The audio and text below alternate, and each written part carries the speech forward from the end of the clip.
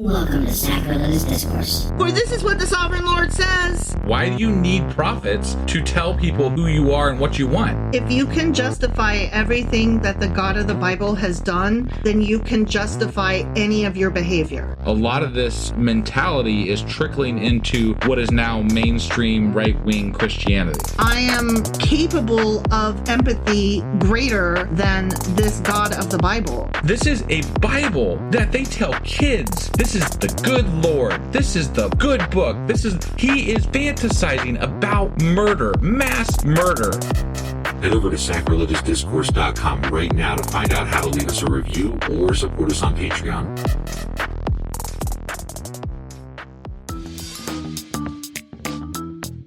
Hey there, sinners and saints. It's your favorite Bible-bashing duo from Sacrilegious Discourse, and we need your help. That's right, folks. We're raising funds for some heavenly equipment and a studio that doesn't sound like it's in the depths of hell. Our current setup, let's just say it's more apocalypse than audiophile. So if you want to hear us dissect the Bible without the background noise of demonic squirrels, chip in a few bucks. We're aiming for $5,000 to upgrade our audio and build a studio worthy of blasphemous banter. Donate today and help us spread the good word of atheism. You can find a link right on our homepage, sacrilegiousdiscourse.com. Every dollar counts. Even if it's from your collection plate.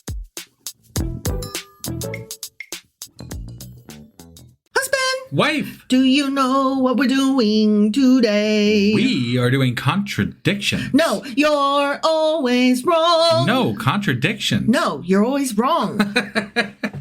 And a pop quiz. Do you have some shitty contradictions for us today? Yeah, they're pretty shitty. I just thought I'd But I did. Just cut it off right there because I knew what you were gonna say. Yeah. But I did really good on the quiz. That's great. So we have a good. But we get to I talk about. only missed one.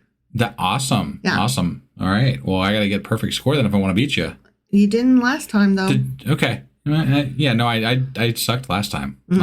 Last one I did really bad. You did. Yeah. Mm-hmm. All right. Well, you ready to get into contradictions for Zephaniah? You're always wrong. Sure as fuck am. All right. Let's do this. Okie dokie.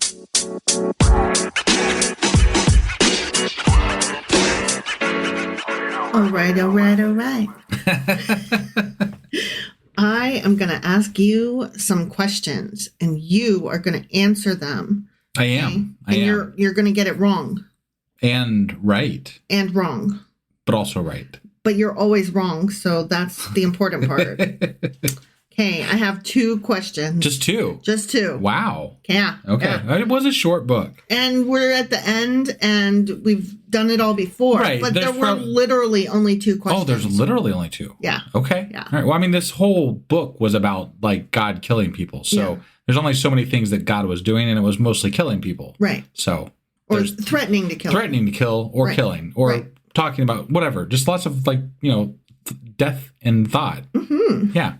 All right, so number one, we've talked about this before, so feel free to whichever way you want to go. I'm sure I've answered all these differently throughout different books. No, I think you pretty much stay with the standard of, I'm going to answer this the way I know it to be.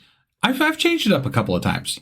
I know I have, because I've been like, well, we'll go a different route this time. Okay. We'll try a different way. See if I can get it right this time. That's so funny, because you can't. Right. That's the whole premise. I know, but I try anyway.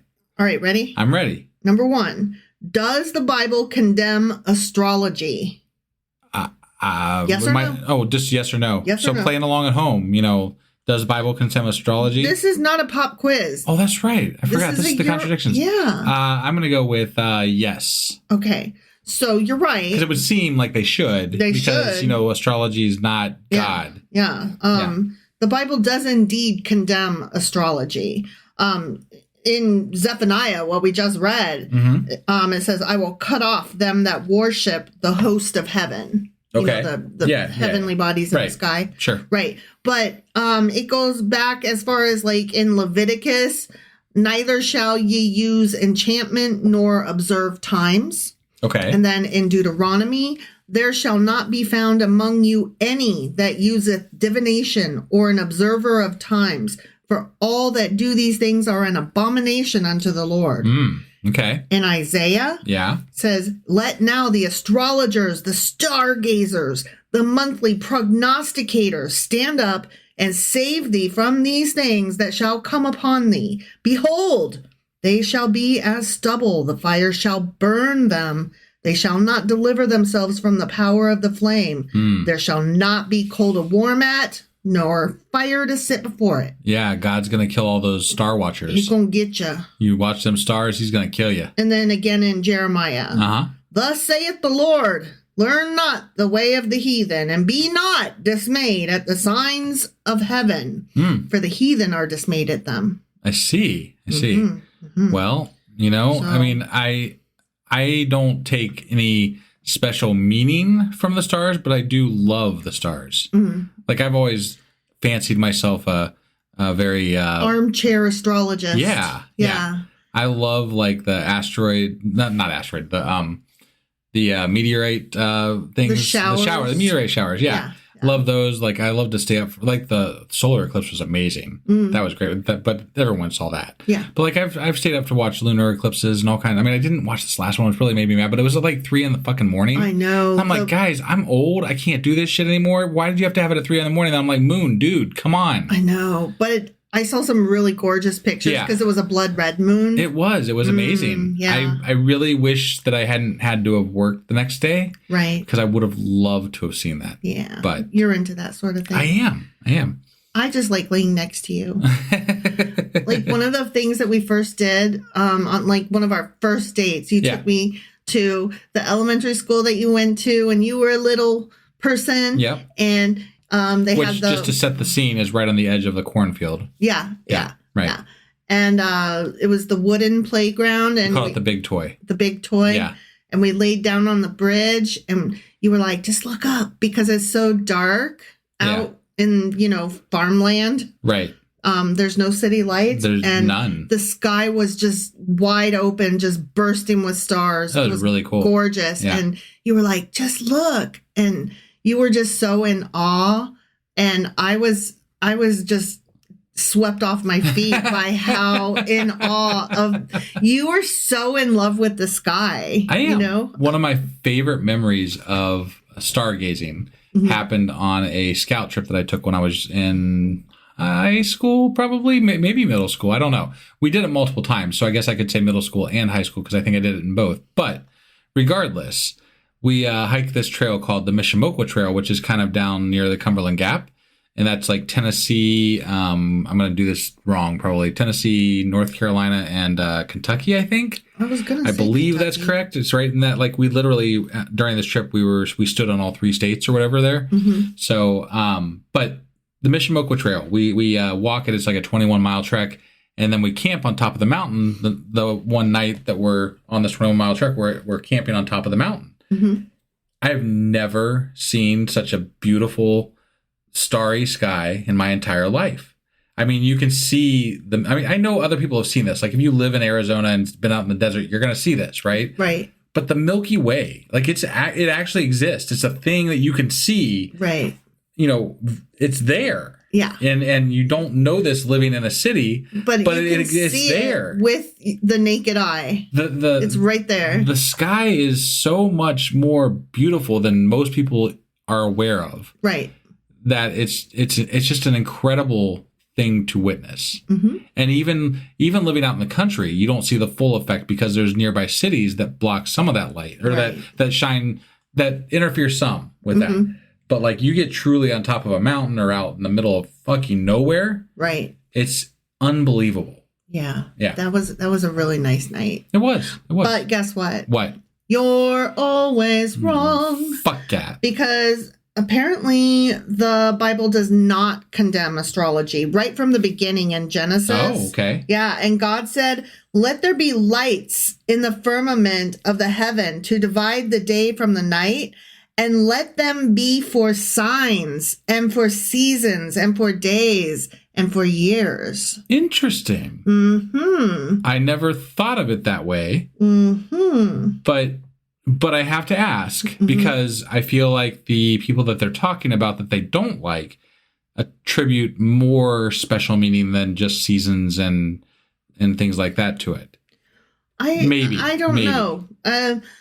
I'm sure that Christian apologists would be like, yeah, but they weren't talking about measuring time. They were talking about worshiping the sun. Except for that it literally said like measuring time and watching events and things. I'm saying in agreement with you. Right. That what they would be saying is, yeah, God doesn't mind you measuring time. Right. God does mind you worshiping the sun. But what I'm saying is that literally in one of the things you read, it was like against measuring time. Like one of the quotes that you said. From Deuteronomy. Yeah. Using divination and observing times. Or in Leviticus, neither shall ye use enchantments nor observe times. Right. Yeah, you're right. So it literally speaks against exactly, like this is a literal contradiction. Yeah. Even though they're going to try to say, no, he didn't mean that. But it literally says that it contradicts itself. Don't even directly look at it to see when summer ends, man. Right. No planning ahead. Well, okay, I really have to tell you though, Joseph and his amazing Technicolor coat has something to tell you about planning ahead for the season to come. So, he does. Right? He does, yeah. All right, so that was number 1. Okay. Yeah. Number 2. How many gods are there? We've done this before. Your choices are one or several. But I like the answer 0. I know. Which I always say, I think. You do. But, you do. We'll go this. I think this is one of the ones that I switch back and forth on. Mm-hmm. Because honestly, you could go either way with this. But in this book specifically, they did mention multiple gods, I think, at one point. So I'm going to go with multiple gods. Okay, several. Yeah, you're right. I should have said with the first question that some of the places where there are contradictions for or against on either side come from Psalms and Proverbs and shit like that. And I stopped including those a long time ago, particularly if they were the only source of the contradiction, because those aren't I don't know. You got to say it. What? Because it just, to me, they've always felt like that's not really the Bible. Yeah. I mean, it's not like telling me the story of a people. It's some dude that wrote down some fucking poesy. Right. And someone was like, oh, that's pretty. Let's put it in that book. Yeah. Let's collect that. I'm not saying it right. To me, it doesn't count. Was it about God? Great. Put it in this pile. Yeah, exactly. Yeah. So my point being that there were probably more places that it contradicted that I did not include. No, yeah. And that goes for this one as well. Right. But you were right. There are several gods starting as early as in Genesis. And God said, let us make man in our image. Mm-hmm. Although, apologists would be like, it's the royal we. Right. And I'm like, okay, you go ahead and think that. Right. And then in Exodus, it says, and against all the gods of Egypt, I will execute judgment. Right. And how do you get out of that one? Right. And then further in Exodus, it says, who is like unto thee, O Lord, among all the gods? Right. And then I think that they would argue in today's society and today's culture that when they're referring to these other gods, they're actually referring to idols, and it's probably just a misunderstanding from, different translations, which then they're like, but no, it's all God's word. But then if it's different translations, how is it God's word if it doesn't even match up with the meaning that you're trying to convey? Right. Like you can't have it, but you do try to have it both ways, but you can't. I will not allow it though. Both ways. Yeah. Either this is God's word and we take it as is, in which case he's saying there's multiple gods, fuck off. Right. Or there are multiple translations and we all got it wrong, in which case Christianity can now go away and fuck itself. Right. So one or the other. Yeah. Yeah. I do want to say real quick too, but you're not online, so you don't see it as much, but we get accused oftentimes of being unfair to the Bible by reading it literally. Are you serious? I'm serious. What? Yes. We are unfair to the Bible by reading it literally. But here's the thing, right? And this. No, hold on. Okay, we do read it literally, right?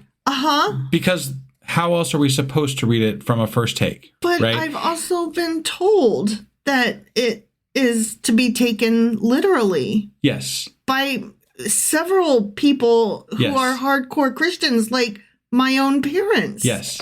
So the dangerous Christians, generally speaking, are the ones that are reading it literally. Yeah. Right? The ones that are trying to change the laws of our country. Yeah.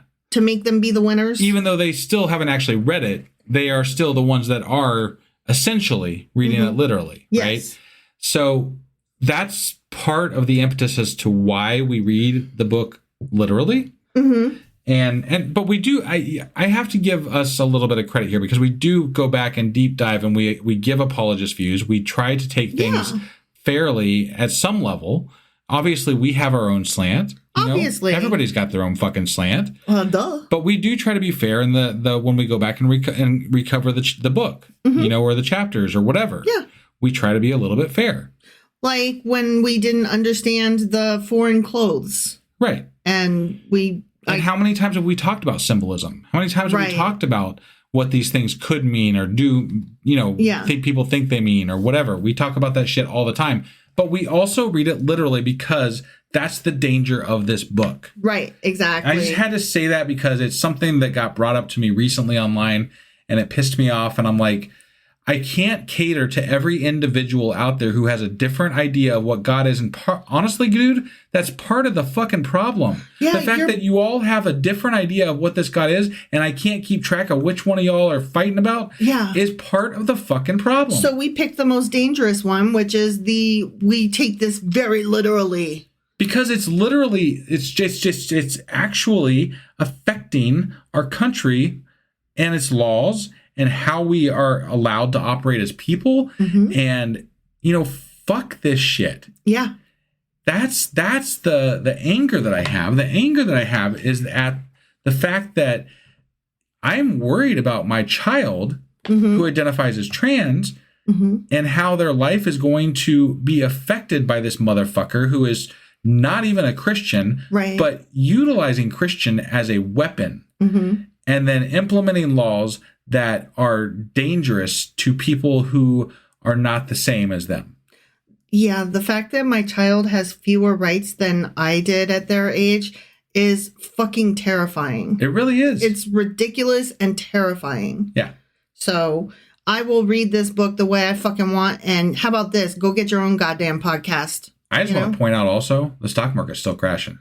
It sure as fuck is. It's like, it's not doing well. Now listen, I don't give a shit about the fucking stock market, but they're always telling me that that's what the economy is, and they're always telling me how he's going to make it so good, and he has not made it good. No. So again, fuck off. But also, they don't seem to fucking care. Not today.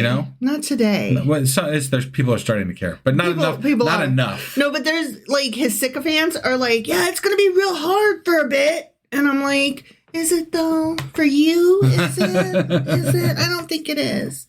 Like, that's the only time trickle-down theory works. Right. Right, yeah. All right. So further in Exodus, it goes on to say, now I know that the Lord is greater than all gods. Okay. And then further in Exodus, it says, a lot of these come from Exodus. Yeah. For thou shalt worship no other God, for the Lord whose name is jealous, he a jealous God. Yeah. And then in Numbers, we've moved along, okay? Upon their gods also the Lord executed judgments. Okay. Not on their wooden idols. Right. Not on their sticks or their poles or their mountains or their trees. Right. Not on their little voodoo dollies or their fucking sunshine whatevers. Yeah. But on their gods. Well, okay? Here, we at some point they started referring to them as idols instead of gods. Mostly, right? Yeah. It strikes me that, there's that saying by, I think it's Neil deGrasse Tyson, where, God is just an ever receding, whatever, because we understand more and more about science. I can't remember exactly what the fucking quote is. Goalpost? I'm really bad at quoting people here, but it's a really great quote about how science keeps making God smaller and smaller, basically. Puny God. Right. But, these people realize that these other tribes, their gods don't exist, right? Yeah. They're like, God, those gods aren't real. Like they made the correlation like, this is ridiculous, but not for themselves. Right. And that's where we ultimately are still stuck. We're still stuck in the point in history for 2,000 fucking years where nobody can actually understand that the fact that other people's gods don't exist does actually mean something to you. Right. Because your God also doesn't fucking exist. Yeah, like all of them. It's across the board. It's all. Yeah, not just theirs. Yours also. Not just Yahweh. We're not just hateful, particularly towards him, except that he's the one that y'all are pushing on us. Right, it's the most relevant to us. Yeah. But I mean, they're all fake. So they're all silly. Yeah. They're all childish nonsense. Right. All right. Sorry, I went rant city there. I apologize. Deuteronomy. Yes. Thou shalt not go after other gods to serve them. Okay. You know those other gods that do exist? Mm-hmm. Yeah. Mm-hmm. Okay. And then further in Joshua, your fathers dwelt on the other side of the flood in old time, even Terah, the father of Abraham and the father of Nahor, and they served other gods. Okay. Not poles. Yeah. Right. Not gods. mountains. Right. Gods. Yeah. Further in Joshua, it says, fear the Lord, put away the gods which your fathers served. And then in Judges, I'm sorry, I got to read all these. I cut it down. Got it. I tried to only include the best. Okay. Yeah. But then in Judges, wilt not thou possess that which Chemosh thy God giveth thee to possess? Yeah. Okay. Yeah. And then in 1 Samuel, ye shall give glory unto the God of Israel. Peradventure he will lighten his hand from off you and from off your gods. That you have. Right. Yeah. Again in 1 Samuel, and the king said unto her, be not afraid, what sawest thou? And the woman said unto Saul, I saw gods ascending out of the earth. Oh. Yeah. Okay. And then in 1 Chronicles, the Lord is to be feared above all gods. I see. Above all of them. Gods, yeah. All the ones that exist. Right. He is supposed to be the top one. Well, there were so many gods in this small area of the world back then that you couldn't very well just tell people that there's only one God because they're like, dude, have you looked around? Yeah. There's gods all over the fucking place. They got one God. They got 5 gods. We got like 2. We'd be tripping They've got like over 15,000 over there. I mean, there's all kinds of fucking gods. You can't walk down the street without a god getting on you. Right. Ooh. All right. 2 Chronicles. Great is our God above all gods. Okay. And then Jeremiah. The gods that have not made the heavens and the earth, even they shall perish from the earth and from under these heavens. So, those gods. Yeah. And then still in Jeremiah, I will punish the multitude of No and Pharaoh and Egypt with their gods. The people and their gods. Got it. I'm going to punish the gods. Right. Okay. Yeah. He's not saying he's going to punish some wooden sticks. No, the gods. The gods. Yeah. Okay. And then finally we get to Zephaniah, which is what we just read. And that reads, the Lord will be terrible to them, for he will famish all the gods of the earth. Okay. Okay. Yeah. So several gods, but I have really bad news for you. Oh, yeah. You're always wrong. I forgot we were still on a question. I know. There's only one God, just so you know. Yeah, okay. And there's seriously only one. Right. Okay. Right. And I only have 3. I'm not going to go through a million on this one. Okay. In Deuteronomy, it says, the Lord, he is God in heaven above and upon the earth beneath. There is none else. Got it. Okay. Yeah. There's only one. Just the one. Right. Okay. In 1 Kings, it says, the Lord, he is the God. The Lord, he is the God.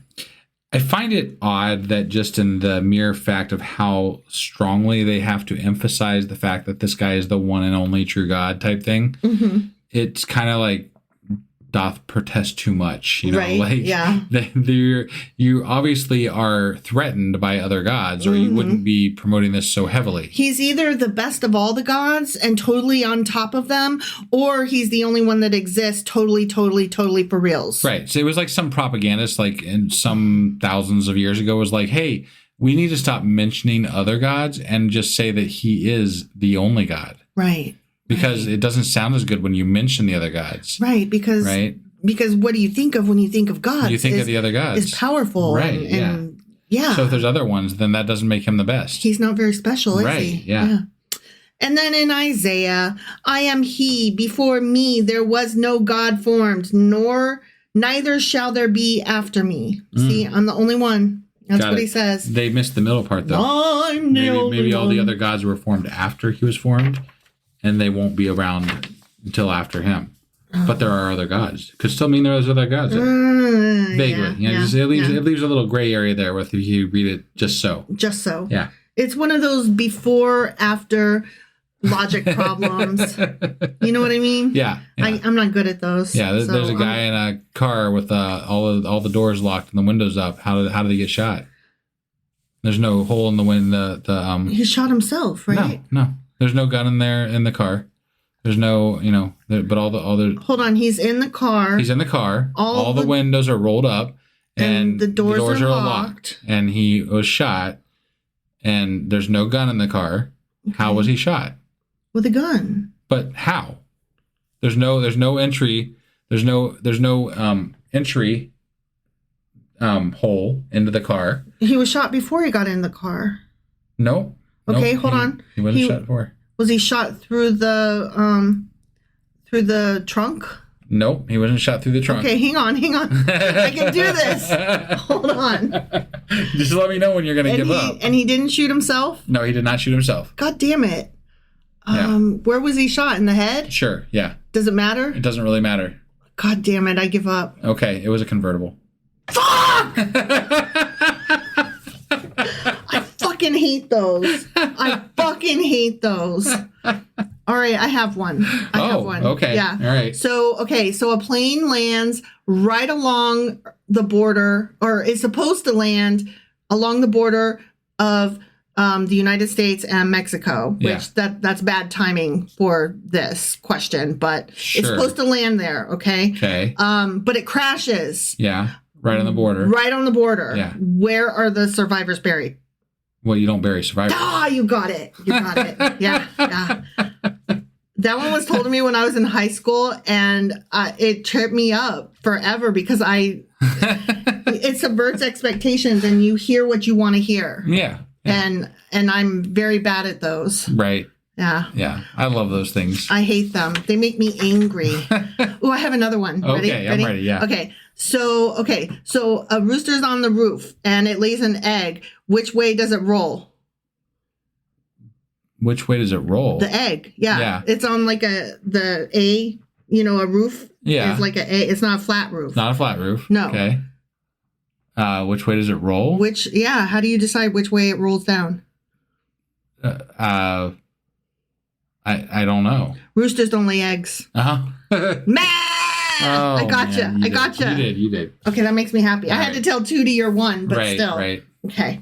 All right. Now we are moving on to our pop quiz. Okay. I don't have a jingle for it, so I just kind of... Right. I feel like you usurped another podcast jingle there. I did. I did. It was the Patreon. I called you out on it. It was the Patreon one. Oh, okay. Yeah. Right.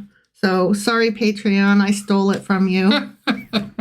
Well, I don't have one. Pop quiz. Pop quiz. Pop quiz. No, you're going to have to work on that. Yeah, I don't know. I was just making noise. Yeah. All right, ready? I'm ready. Number 1. And keep in mind, I only missed one of these. I'm keeping that in mind. All right. What is the primary theme of the book of Zephaniah? Death. Jesus Christ. Sorry. Can I read? Yeah, please. Okay. You have 4 choices on all of these. All right. Go ahead. Okay, the primary theme of the book of Zephaniah. Yes. Okay. A, God's covenant with Abraham. B, the rebuilding of Jerusalem. C, the coming day of the Lord and divine judgment. D, the importance of temple sacrifices. Okay. I'm going to read it again. Yeah, all right. For those playing at home. Number 1, what is the primary theme of the book of Zephaniah? Is it God's covenant with Abraham, the rebuilding of Jerusalem, the coming day of the Lord and divine judgment, or the importance of temple sacrifices? It is C, the coming day of the Lord. That is correct. Yeah. Okay. You just won $0. All right. Woohoo! Okay. Number 2. Okay. Zephaniah prophesied during the reign of which king of Judah? Okay. Do I even need to name them? Yes, please. Okay. Manasseh, Hezekiah, Joachim, or Josiah. And I will read it again for the kids playing at home. Okay. Number 2. Zephaniah prophesied during the reign of which king of Judah? A. Manasseh. B. Hezekiah. C. Joachim. Or D. Josiah. Obviously, because I remember you saying it was Manasseh. False. Oh my so God. It's Josiah. Yeah. Damn. How do you not remember that? Well, I remember you saying Manasseh. And so I just automatically went there. Yeah, but so it was because you said Manasseh the weird way that I got thrown off. Okay, well, here's what happened. Josiah was descended from Manasseh, who he was one of the quote unquote bad kings. I honestly thought it was Josiah. It's Josiah. But then I remembered you saying when you said Manasseh the way you say Manasseh. Mm-hmm. I remembered that you said that during the podcast, and I was like, oh.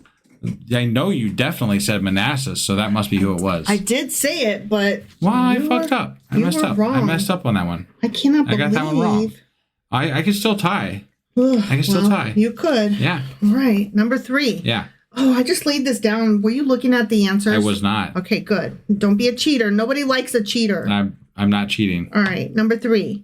According to Zephaniah, why was God bringing judgment upon Judah?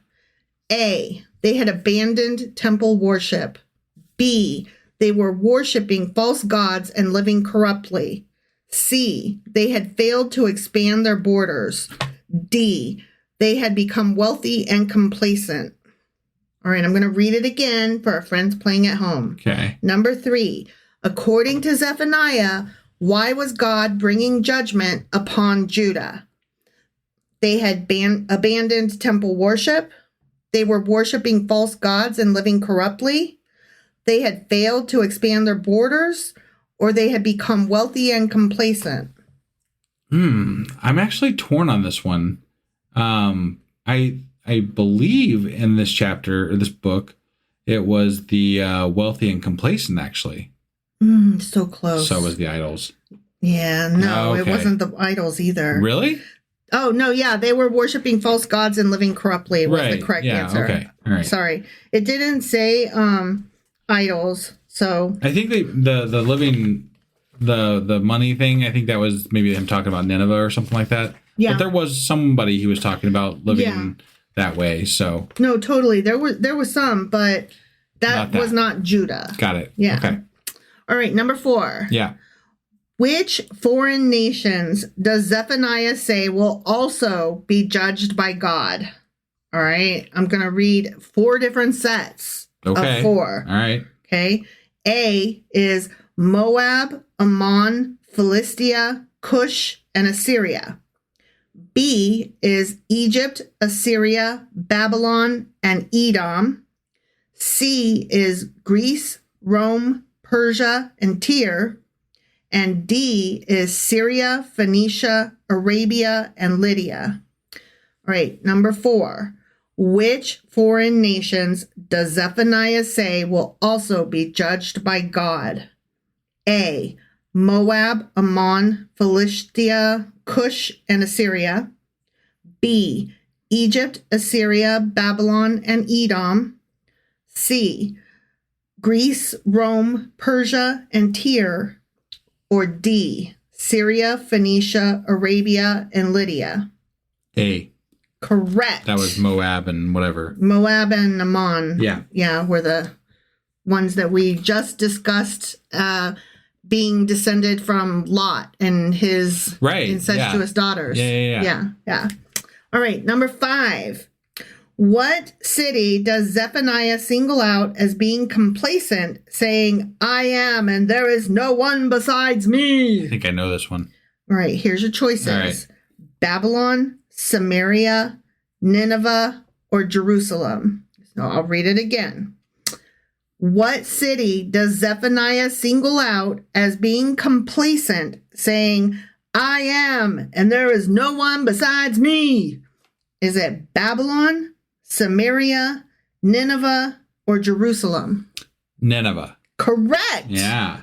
Yeah. See, that's the one I think I got wrong. Oh, okay. All right. I could be wrong. I don't remember Making now. up some ground here. I'm not going to win, but No. But I might not be as bad as I could be. Well, I only got one wrong and you got two wrong. I know, so. but I need to keep it there. Okay, yeah. Don't get any more wrong. Right, yeah. Okay. And it's still like an 80%, so. Right. Yeah. Number 6.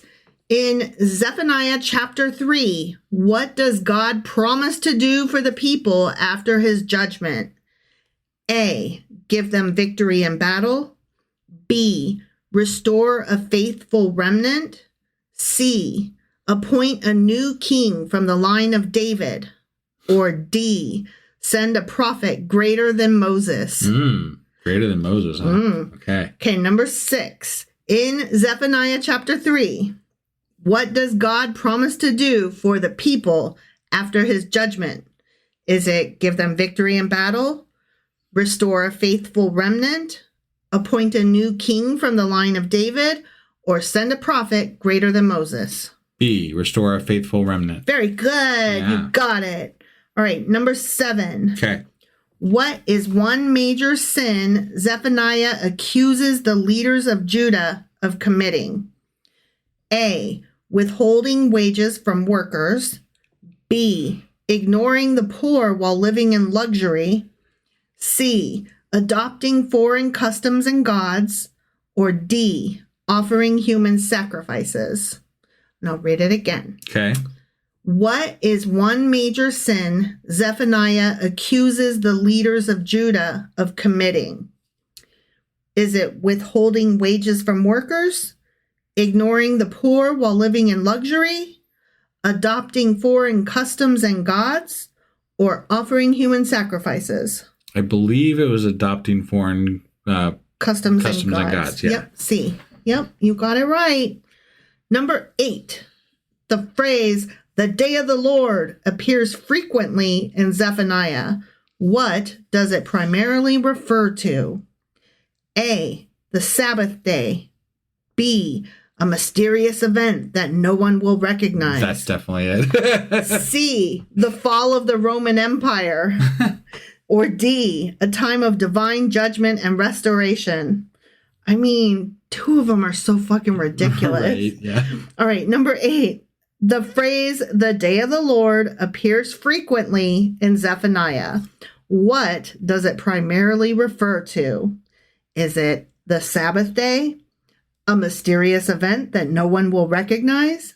The fall of the Roman Empire? Or a time of divine judgment and restoration? A time of divine judgment and restoration. Very good. Okay, number 9.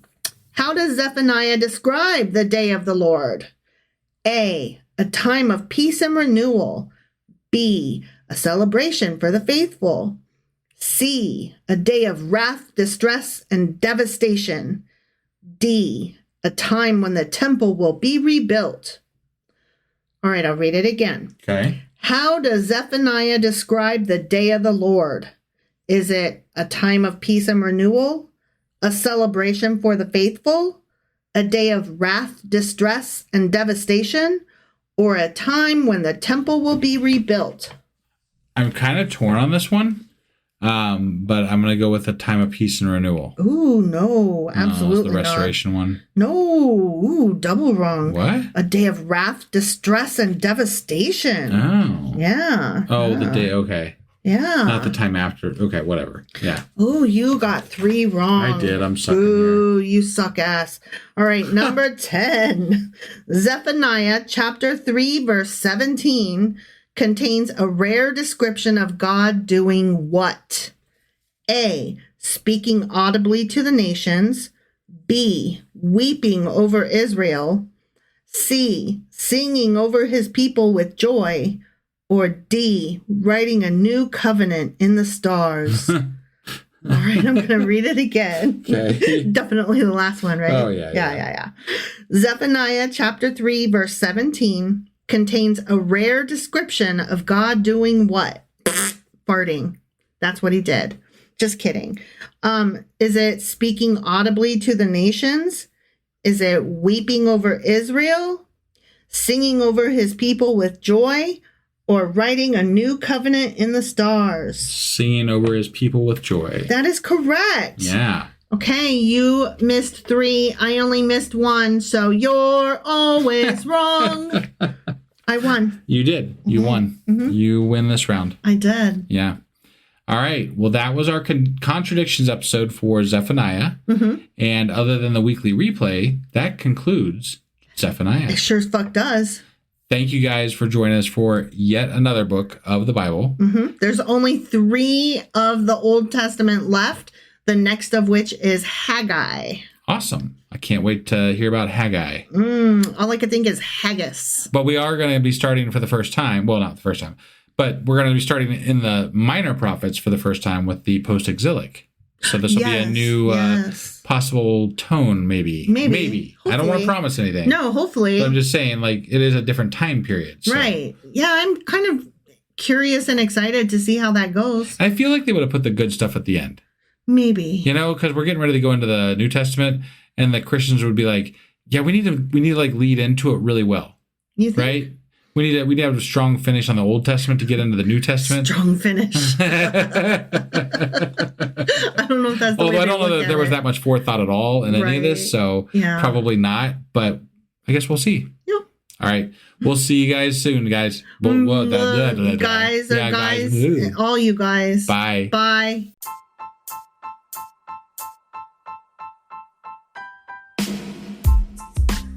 Hey, wife, I guess that's the end? But husband, that's just sad. It doesn't have to be. We are on lots of social media platforms like Twitter.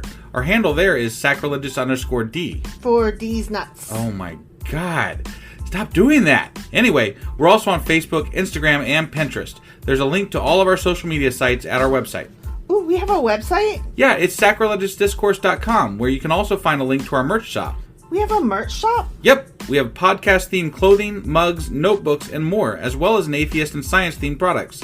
Wow, our fans should really go check that out right now. Definitely. They can get in touch with us by sending an email to sacrilegiousdiscourse@gmail.com. But before they do that, we could really use some help. Oh yeah? With what? Well, it's not free running the podcast, and we need some financial support in order to get better equipment, which will free up time so we can concentrate on our podcast and our fans. Okay, so what should they do? Head over to patreon.com/sacrilegious discourse and sign up as a contributor on our podcast. Supporters there receive additional bi-weekly episodes that we record just for our Patreon members for as little as $2 a month. Also, we'd really appreciate it if you would like and subscribe on whatever platform you're using. And Apple Podcast reviews help us out tremendously. Like and subscribe, leave an Apple review, join us on Twitter, support us on Patreon. That's a lot of instructions. Don't forget to say thanks. Thanks. Okay, bye.